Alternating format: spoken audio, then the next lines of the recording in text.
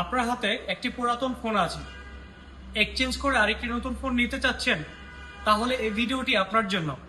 এই দেখুন, 50,000 টাকার ফোনটা মাত্র 11,000 টাকা দিয়ে সর্বোচ্চ 1 বছরের কিস্তি নিতে পারবেন এবং চাইলে দৈনিক কিস্তিতেও কিন্তু এই ফোনটার কিস্তি পরিশোধ করতে পারবেন। এবং কিস্তি নিতে গেলে কি কি ডকুমেন্ট লাগবে? লাগবে শুধুমাত্র আপনার ভোটার আইডি কার্ড, আপনার পরিবারের একজনের ভোটার আইডি কার্ড আর একটি বিকাশ সিম থাকলেই সর্বোচ্চ 1 বছরের কিস্তি সুযোগ মিলে যাবে। আর 50,000 টাকার ফোনটা 11,000 টাকা দিয়ে আপনার বাসায় নিয়ে যেতে পারবেন।